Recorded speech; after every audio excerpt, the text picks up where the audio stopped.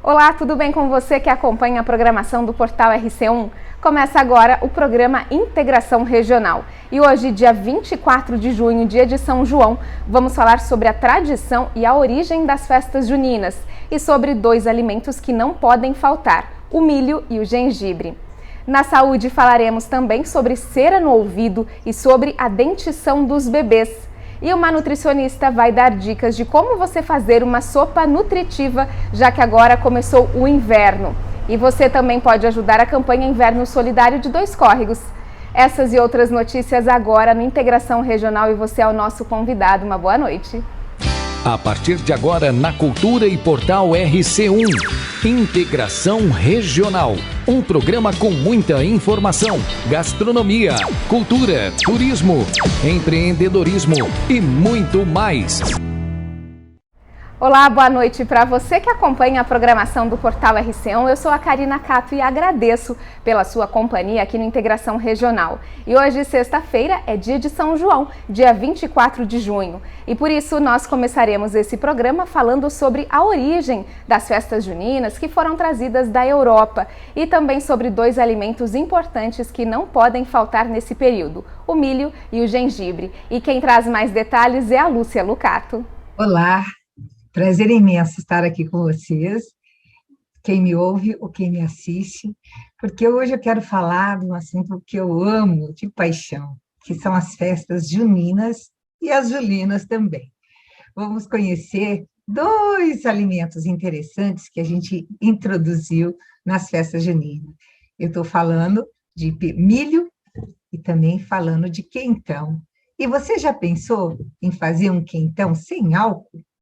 Será que isso fica bom? Será que eu sei fazer um quentão sem álcool? Vou passar uma receita para você. Então, eu quero, sim, falar das festas juninas, quero falar dessa tradição que a gente acha que essa tradição, ela veio do Brasil, do Nordeste, e, na verdade, essa tradição, ela não veio, ela veio da Europa. E essas festas juninas foi trazida para o Brasil e incorporado na nossa cultura. Então, hoje, acho que não tem uma igreja, uma escola que não faça sua pequena festa ou uma grande festa junina. E aí, como tem muitos eventos e não comporta todos os eventos, ela acabou estendendo de junina para julho, então ficou festas juninas e festas julinas. E essa tradição, essa tradição surgiu quando a gente pensou assim, qual é o simbolismo de tudo isso, né? Um símbolo muito simples, como acender a fogueira, ela foi para celebrar ou comunicar o nascimento do João Batista, São João Batista. Então, são coisas que a gente às vezes pratica e não cai assim, olha, por que foi feito isso? Então, ela surgiu na antiga Europa para comemorar o início da colheita, e aí eles homenageavam a deusa Juno, por isso que o nome vinha Festas Junônicas. E no Brasil, ela foi introduzida pela colonização dos portugueses, e eles trouxeram essa festa junina. E os índios celebravam na mesma época a colheita do milho. E como não tinha trigo aqui, que a celebração da Europa era através da coleta do trigo, ficou incorporado o milho e a mandioca. E a Igreja Católica, ela estava avançando muito, e por coincidir com o nascimento do João Batista, né, São João Batista, passou a conhecida ser como festa joanina. E agora, a gente comemorando não só o São João, a gente comemora também o São Pedro e Santo Antônio, então elas passaram a ser chamadas de festas juninas. E agora eu vou falar de dois alimentos que eu achei muito interessante. O primeiro é o milho. O milho, o nome científico dele é Zea mais, é um alimento muito antigo, mais de 7.000 anos já se consome milho. E espalhou pelas Américas, e ele fazia parte da civilização dos maias, astecas e incas, e era considerado uma planta sagrada. E após a colonização europeia das Américas, o milho foi realmente espalhado por todo o mundo. E as comidas típicas com milho são muitas, a gente conhece, né? Pensa numa festa junina sem pipoca, sem curau, sem bolo de milho, sem canjica. Então, ele é um alimento fantástico nesse sentido. A gente vai ver os valores medicinais dele, mas ele foi muito bem aceito e ele faz parte agora da nossa cultura. E os principais benefícios para a saúde são muitos, viu? Então, a gente fala que o milho, ele fortalece o sistema imunológico, porque ele tem esses carotenoides e vitaminas, aumenta a defesa do organismo. E também reduz os níveis de colesterol, porque ele tem muita fibra e ele tem a capacidade de absorver gordura. Ele dá energia, porque ele é rico em carboidrato. Daí, a ideia é que milho não engorda. Engorda sim, porque ele tem bastante carboidrato. Melhora o trânsito intestinal, as fibras favorecem a formação de fezes e ajuda também a flora intestinal. E o milho não contém glúten, por isso pode ser consumido em casos de problemas como doença celíaca e intolerância ao glúten. E aí, uma festa junina, o milho sozinho já faz a festa, né? Então, tem bolo de milho, curau de milho, bolo de fubá, canjica, a famosa pamonha, para quem gosta, e outros pratos que a gente pode fazer com milho. E, na sequência, combina muito bem o que a gente vai falar agora. Já pensou você ter uma receita aí para fazer um quentão sem álcool? É isso que eu vou mostrar. Mas precisa do ingrediente muito importante, que é o gengibre. Então, aqui, ó, dá para fazer um quentão sem álcool? Sim, dá para fazer. Mas pensa bem, precisa de gengibre, canela, cravo da Índia e do anis estrelado.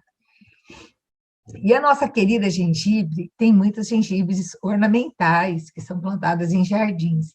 Então, mas é muito popular no Brasil e nem custa, ela é muito barata até quando a gente vai comprar, porque a gente chama de rizoma, essa parte aí que é usada para fazer tanto os chás como o quentão. Ela tem uma picância, assim, e dá um sabor muito gostoso.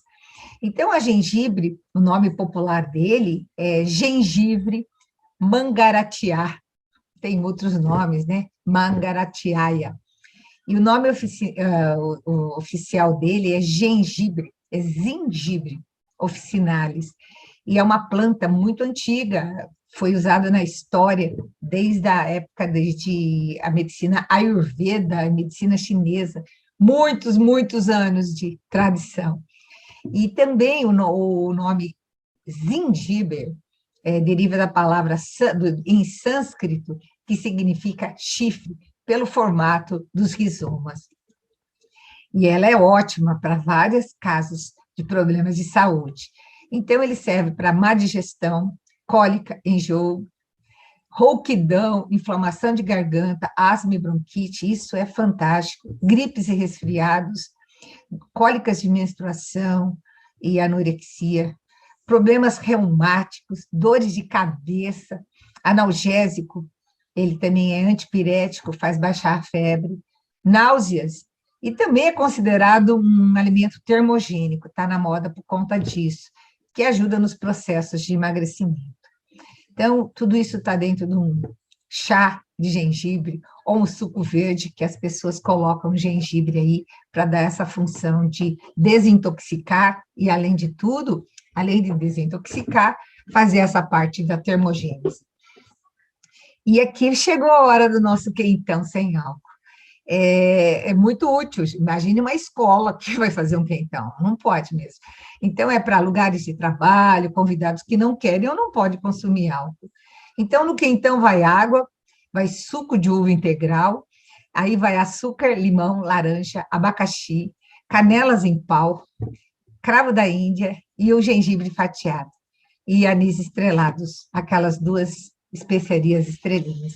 Como que a gente faz esse quentão? É muito simples, é igual o outro. Você começa ali fazendo, eu faço dessa forma, caramelizando o açúcar, depois você coloca o gengibre e coloca as especiarias, o anis estrelado, o gengibre, o cravo e as canelas, e aí você deixa fervendo, que essa parte é dura, pode ser fervida.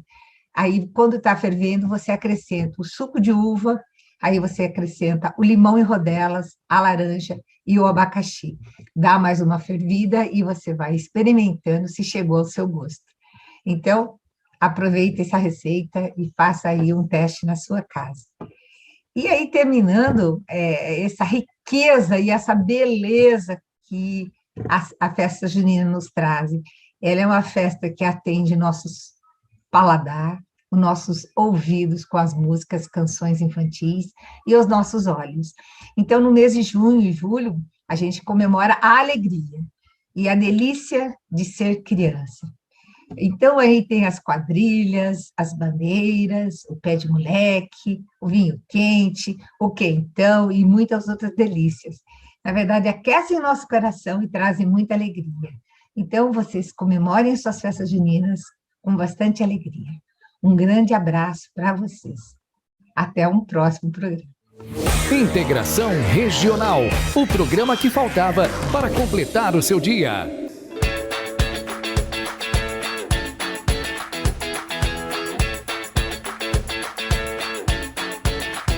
Muito legal essa receita de quentão sem álcool para todo mundo aproveitar. E já que nós estamos falando de receitas, a nutricionista Adriana Martinhão nos mandou um vídeo dando dicas de como nós podemos preparar uma sopa nutritiva, já que na última terça-feira, dia 21, começamos o inverno. Então você confere agora as dicas dela.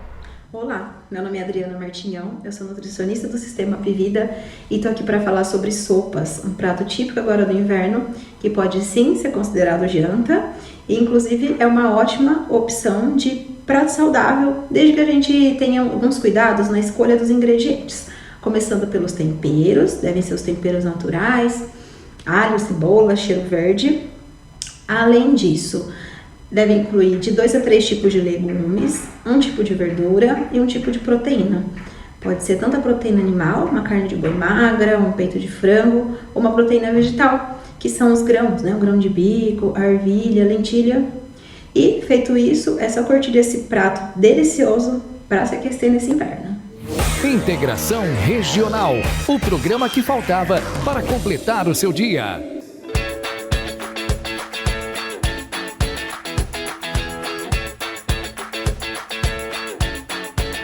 E ainda falando sobre saúde, hoje o Dr. Helder Aguiar fala sobre aquela dúvida que nós temos sempre, se devemos ou não tirar a cera do ouvido, principalmente usando cotonete. Ele já falou aqui na Integração Regional que isso não é bom não. E agora você confere mais detalhes sobre essa cera e o que a gente pode fazer. Olá, estamos de volta para comentar sobre cerume. O que é o cerume? O que eu devo fazer? Eu devo retirar? Todo mundo tem? Não é todo mundo que tem. Como é que funciona isso? Doutor, eu tenho uma cera diferente, a minha cera é dura, é normal. Eu tenho uma cera que esfarela, é normal. Eu tenho uma cera pastosa, é normal. Doutor, está saindo um cheiro forte quando eu uso cotonete. Primeiro que você não deve usar o cotonete, mas esse cheiro também é normal. A minha cera é marrom, é normal. Minha cera é amarela, minha cera é preta e por aí afora. Não são todas as pessoas que produzem uma quantidade de cera exagerada. Todos produzem, uns uma quantidade pequena e outros uma quantidade maior. O que a cera provoca? Em primeiro lugar, ela provoca coceira, tá? Especialmente quando ela é aquela cera que esfarela, tá? A chamada cera em palha de arroz. Essa cera incomoda muito, ela fica incomodando, às vezes ela solta e vai até a membrana timpânica, você fica sentindo um movimento, você fica sentindo um incômodo, tá? Ou quando você tem uma quantidade exagerada, você tem um tamponamento auditivo, seu ouvido tampa, tá? E aí? Aí você tem a brilhante ideia de usar um cotonete, vai tampar mais porque vai empurrar. Aí vem o desespero, tá? Muita gente nos procura querendo remover cera. Não são todas as pessoas que precisam remover. Você faz a remoção de cera quando ela está realmente causando um problema. A cera tem uma ação bactericida, ou seja, ela combate as bactérias do ouvido. E em alguns casos também, se ela estiver numa quantidade exagerada, aumentada, ela pode proteger o nosso ouvido médio, ouvido interno, contra ruídos e contra traumas diretos, inclusive por cotonete. Então, a cera não é um problema, mas ela pode se tornar um problema. E quando ela se torna, ela tem que ser removida. Como é que eu faço para tirar a coceira que essa cera provoca? Normalmente, retirando a cera. Só que, muitas vezes, essa cera tem um caráter de eczema, que é uma alergia da pele do conduto auditivo, e isso dá muita coceira. Esses casos normalmente são provocados por agentes químicos externos, tintura de cabelo, shampoo, sabonete. Então, nesses casos, a gente orienta para não deixar molhar, para tampar o ouvido durante o banho e, em alguns casos, usando tanto medicamento oral como medicamento tópico. Vamos lá, a cera não é um problema, mas ela pode vir a se tornar um problema. Um grande abraço, fiquem todos com Deus. Integração Regional, o programa que faltava para completar o seu dia.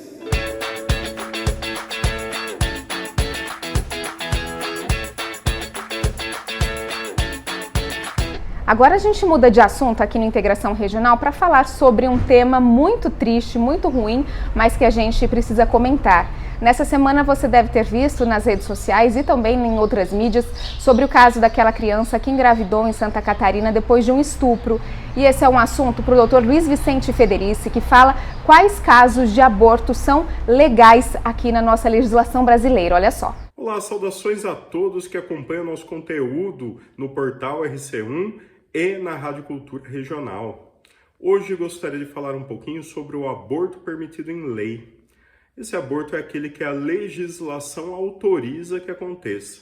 Muito se engana aqueles que pensam que o aborto é extremamente proibido no Brasil. Não. Ele é permitido em algumas excludentes. A regra geral é a não permissão, a proibição do aborto. Inclusive, o aborto sem a permissão legal é crime. Agora, existem algumas excludentes, algumas situações que estão fora desse parâmetro. Por isso, nós podemos dizer que o aborto no Brasil, ele sofre algumas exceções à sua proibição. E quais seriam essas exceções? A primeira delas, no caso em que a gravidez gere risco de morte à mãe. Logicamente que não há como obrigar uma mãe a dar continuidade a uma gravidez que pode levar à morte do seu filho, do feto que ela está carregando e dela mesma. O segundo caso é o caso dos bebês, os fetos anencéfalos, aqueles que após o parto não teriam chance de sobrevida, não iriam sobreviver por muito mais tempo. Também nesse caso é autorizado. Nestes dois casos, é necessário um laudo médico atestando, uma autorização judicial, inclusive. Agora, no caso da gravidez originada de estupro, de algum ato de violência sexual, essa gravidez é permitida a utilização do aborto, inclusive sem um laudo específico a esse respeito. Basta que a vítima compareça a um hospital, faça uma declaração de que aquela gravidez é fruto de violência, de uma situação abusiva, de um estupro, de um atentado violento ao pudor, e, a partir daí, ocorrem os trâmites necessários para que o aborto seja realizado. Essa é a realidade jurídica. O que nós estamos vendo é uma realidade fática. E no mundo dos fatos, os médicos raramente aceitam fazer um aborto por medo das implicações legais que isso pode chegar.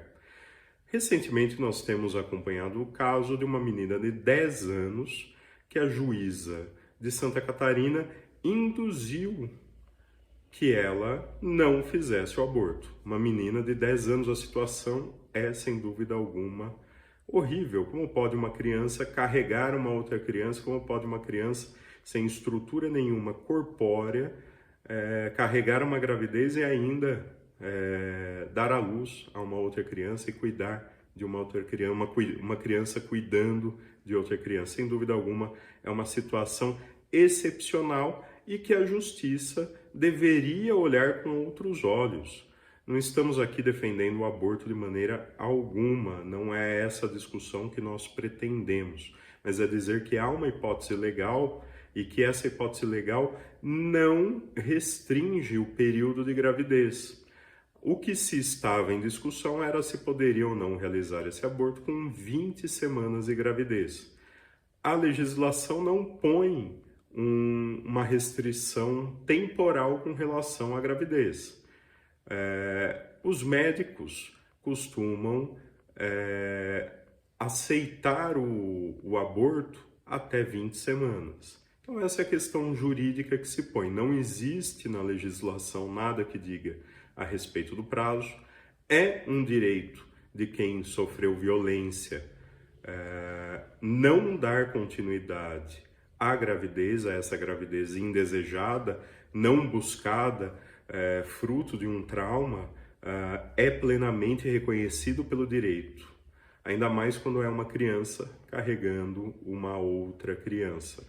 Como fica essa situação juridicamente? Se alguém conhecer algum fato a respeito disso, deve orientar a pessoa que, após sofrer um abuso e teve como resultado uma gravidez, em procurar os médicos, procurar os meios policiais e orientá-las a respeito dos procedimentos que podem ser realizados, inclusive pelo SUS. O que nós não podemos tolerar nunca é o abuso sexual, é que isso esteja acontecendo, principalmente com relação a crianças. Um grande abraço, acompanhe, por favor, nosso conteúdo.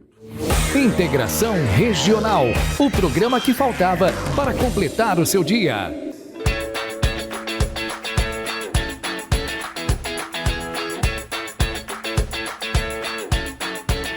E na economia, hoje o assunto do economista e professor universitário Paulo Afonso é um ranking que mostrou que o Brasil está entre os últimos países quando o assunto é produtividade. Falta infraestrutura, segundo ele. E você confere mais detalhes desse assunto a partir de agora. Olá, pessoal, tudo bem? De acordo com o Anuário de Competitividade de 2022, que é um dos principais estudos aí sobre o tema no mundo, o Brasil, mesmo sendo aí uma das maiores economias do mundo, ele perdeu 2 posições, e ficou na posição 59 no ranking mundial de produtividade. A produtividade, ela pode ser definida como uma medida da eficiência com que a economia ela transforma os insumos ou os fatores de produção, terra, capital, trabalho, tecnologia, em produtos, em outros produtos e serviços finais. Então, produtividade não é tudo, mas no longo prazo é quase tudo. A capacidade de um país de elevar a qualidade de vida ao longo do tempo depende quase inteiramente da sua capacidade de aumentar a sua produção por trabalhador. Na literatura de crescimento, é quase consenso que a única fonte de crescimento econômico sustentado no longo prazo é o aumento de produtividade. Mas o Brasil, ele segue entre as nações menos competitivas do mundo. A gente está à frente somente da África do Sul, da Mongólia, da Argentina e da Venezuela, conforme esse novo estudo divulgado mundialmente na semana passada. Esse ranking, ele analisa 63 economias, avaliadas em termos de sua capacidade de gerenciar fatores e competências que possibilitem aí alcançar um crescimento econômico de longo prazo. Então, devido ao longo ciclo da pandemia, a guerra da Ucrânia e a retração da economia chinesa, está previsto aí um ciclo de estagnação, com baixo crescimento e inflação em todo o mundo. Isso vai prejudicar principalmente economias de renda média e baixa, e aí entra o Brasil. Um dos poucos destaques brasileiros foi a energia renovável. O país ele figura entre os mais competitivos do mundo. O país ele é mais competitivo o país mais competitivo nesse estudo foi a Dinamarca. A Suíça, que foi a antiga líder, ela ficou em segundo lugar, e Singapura, que subiu da 5ª posição para a 3ª.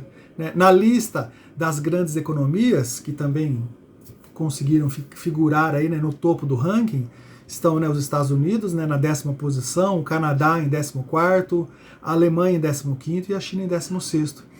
O Brasil ele vem apresentando queda no ranking de competitividade desde 2011. Frentes como a inflação alta, o desempenho ruim da economia doméstica, isso segue prejudicando o resultado brasileiro, né? Além dos desafios estruturais, como o baixo investimento e a qualificação da mão de obra, né? Os 4 principais critérios analisados nesse relatório foram: primeiro, o desempenho da economia; segundo, a eficiência do governo; terceiro, a eficiência dos negócios; e quarto, a infraestrutura, né? No geral, né, o Brasil ainda peca em 3 grandes frentes cruciais para a competitividade, né, quando a gente compara com os países mais bem posicionados, né? Políticas públicas de incentivo a pesquisadores e empreendedores para a inovação de tecnologia, né, investimentos também, né? E por fim a educação, né, com uma força de trabalho digitalmente orientada, né, mais orientada, né? Mas nós temos alguns destaques positivos também, né? Não é tudo má notícia não, né? Um dos destaques positivos do Brasil na competitividade global é a energia renovável, né? Frente aí que o país ficou em terceiro lugar no mundo. Um outro destaque positivo do relatório foi a presença de mulheres em cargos de liderança, né? O Brasil ficou na 12ª posição.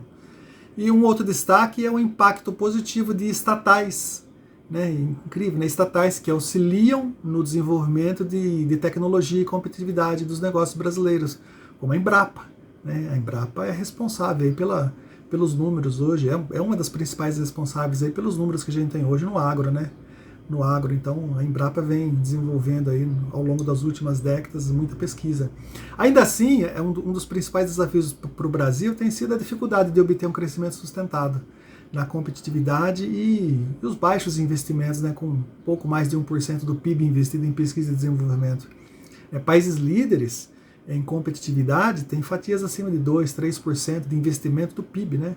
Você pega o caso da Coreia do Sul, investe mais de 4%. E olha o que é a Coreia do Sul hoje.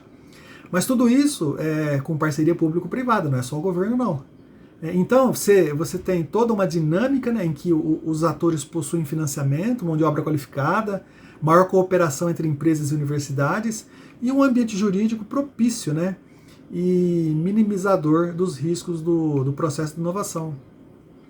Na frente de educação, o Brasil ele aí tem bons resultados em ciência e universidades de ponta, né, mas com um resultado negativo na fuga de cérebros, né, que vem ocorrendo no país.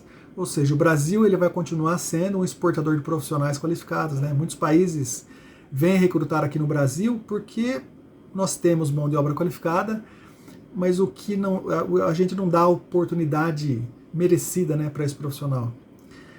Então, falta, né, além da construção de oportunidades aos profissionais do país, avançar, né, na qualidade de educação técnica também, né, mesmo para os alunos, né, que não frequentarão aí as universidades de ponta, além de políticas, né, para o combate à desigualdade.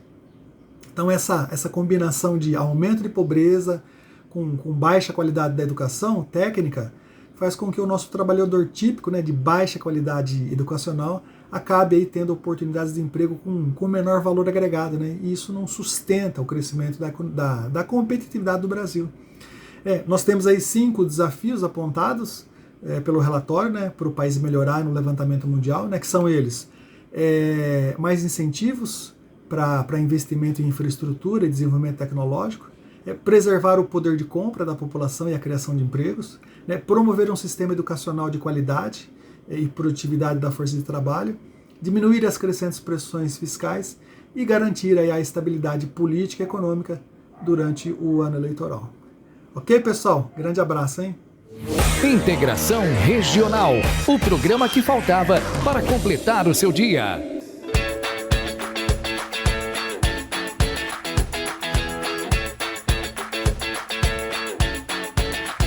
E atenção, mamães de bebês, assim como eu, que acompanham aqui o programa Integração Regional. Hoje, a dentista Adriana Grael fala sobre a dentição dos bebês, os dentes de leite e a importância de cuidarmos dele, mesmo sendo temporários. Você acompanha agora comigo. Olá! Ao longo da vida, nós desenvolvemos 2 tipos de dentição. A dentição decídua, mais conhecida como dentes de leite, e a dentição permanente, que, como o próprio nome diz, uma vez que o dente irrompe ou nasce na cavidade bucal, ele deve permanecer por toda a vida.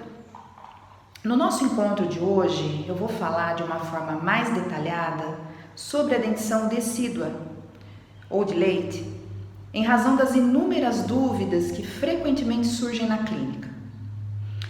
Bom, os primeiros dentinhos, eles surgem na cavidade bucal por volta dos 6 meses de vida, mas pode haver uma variação. Muitos pais têm dúvidas sobre a idade certa em que os dentes começam a nascer. É importante considerar que cada criança tem o seu tempo cronológico, biológico individual. Portanto, não existe um padrão propriamente. A idade de irrupção desses dentes varia muito de criança para criança. Existem bebês com 4 meses que já têm dentes, assim como bebês com 1 ano que ainda não têm nenhum dente. E os dois casos ainda estão dentro de uma margem aceitável de variação. Ao todo, a dentição de leite ela é composta por 20 dentinhos, sendo 10 no arco superior e 10 no inferior. E por volta dos 2 anos, 2 anos e meio, ela já deve estar completa. Uma observação: é comum os bebês sofrerem desconfortos durante o período em que esses dentinhos estão nascendo. Pode haver salivação em excesso, certa irritabilidade, alguns até deixam de se alimentar direito. Há casos ainda em que apresentam febre e diarreia. No entanto, é importante dizer que não há embasamento científico suficiente para afirmar que esses sintomas são realmente causados pelo nascimento dos dentes de leite. Por isso, fico alerta. Se a criança apresentar febre alta ou diarreia intensa durante esse período, o ideal é procurar um pediatra para descartar outras doenças que podem ter coincidido com esse momento. Uma outra dúvida, também bastante comum, é a seguinte: por que devemos tratar os dentes de leite se eles vão cair de qualquer forma? Muitas vezes, por falta de informação, não é dada a devida importância aos dentes de leite, em razão de seu caráter temporário. No entanto, é por meio desses dentes que a criança executa as principais funções para o desenvolvimento da face. Uma dentição de leite desarmônica, ela pode gerar uma modificação do padrão normal dessas funções e, como consequência, alterações anatômicas importantes que vão acompanhar essa criança durante toda a vida. Além disso, os dentes decíduos, eles funcionam como um guia importante para os dentes permanentes que virão em seguida, orientando a sua direção de irrupção. Então, se por qualquer razão houver uma perda precoce de um dente de leite, seja por um processo infeccioso ou por um trauma, há uma tendência daquele espaço que era ocupado por ele ser diminuído, pois os dentes vizinhos eles passam a se movimentar na tendência de ocupar parte desse espaço, o que irá comprometer o direcionamento do dente permanente que ocuparia esse lugar. Por isso, os dentes de leite devem ser cuidados com a mesma atenção e carinho que são dedicados aos dentes permanentes. Os pais devem ser alertados nesse sentido e não só supervisionarem a higiene bucal de seus filhos, como também realizá-la quando ainda falta habilidade motora para as crianças realizarem sozinhas, que é o caso dos bebês, e isso se estende até por volta dos 6, 7, 8 anos de idade. Uma outra observação importante que eu quero fazer: por volta dos 6 anos nasce o primeiro dente permanente e, curiosamente, esse dente não vem em substituição a um dentinho de leite. Ele nasce atrás dos últimos dentes de leite e é o chamado primeiro molar permanente. É muito comum esse evento passar desapercebido por alguns pais ou cuidadores. Muitas vezes os pais levam um susto quando a criança chega na clínica, às vezes com queixa nesse dente, e a gente informa que já se trata de um elemento permanente. É óbvio que se não há cuidados com os dentes de leite, o que ocorre muitas vezes, pela falta de informação sobre a importância deles, conforme a gente já mencionou, o primeiro molar permanente ele pode vir a apresentar problemas, como o desenvolvimento de uma cárie dentária, por exemplo. e, dependendo do grau de comprometimento, necessitará de tratamentos mais invasivos, como um tratamento de canal ou até mesmo uma exodontia, que é a extração do dente. E lembrando que é um dente permanente, portanto não há substituto para ele. E a sua perda precoce, além de comprometer funções como a mastigação, pode provocar uma desorganização no arco dentário, gerando problemas de mordida, migração dos dentes vizinhos para o espaço que antes era ocupado por ele, praticamente condenando essa criança à necessidade de um tratamento ortodôntico no futuro. Portanto, os cuidados com os dentes, que envolvem uma boa higiene bucal, além de visitas periódicas ao dentista, eles devem estar presentes em todas as fases da vida, incluindo a dentição de leite. E para finalizar, vale ressaltar que dentes de leite bem cuidados contribuem também para uma boa aparência e para a autoestima das crianças. Ajudam na digestão e, estando livres de cárie, sadios, criam um ambiente saudável para os permanentes que irão chegar. Ok? Esse é o meu recado de hoje. Até a próxima. Abraço! Integração Regional, o programa que faltava para completar o seu dia.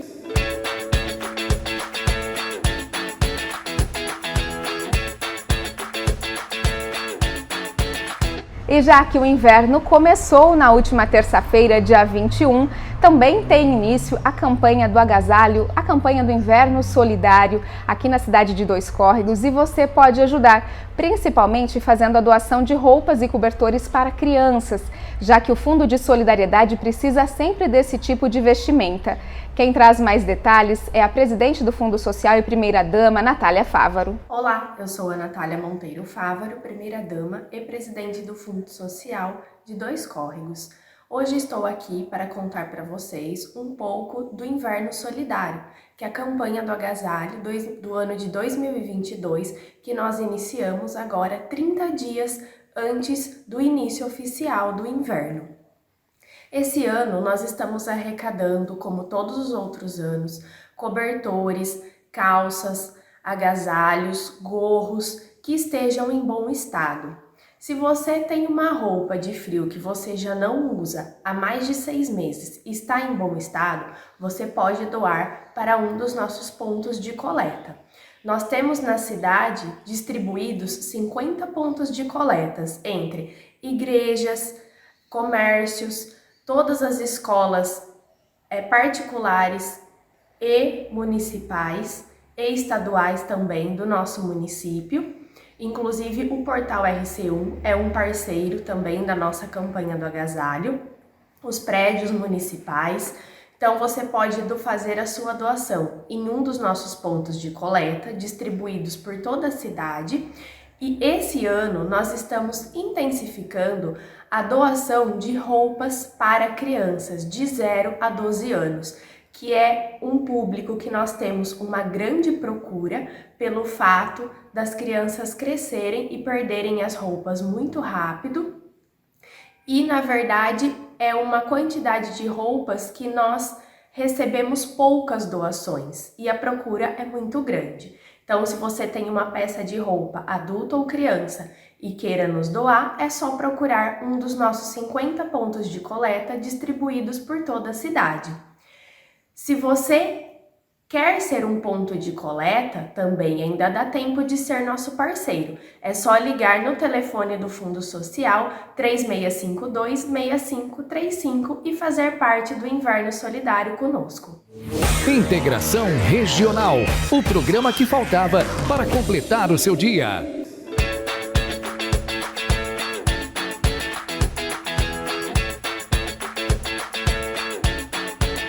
E o Integração Regional desta sexta-feira, dia 24 de junho, dia de São João, fica por aqui. Para você um bom final de semana, se divirta, se cuide e a gente se vê na próxima sexta aqui no Portal RC1. Um grande beijo para você, obrigada pela sua companhia e até a semana que vem. Tchau!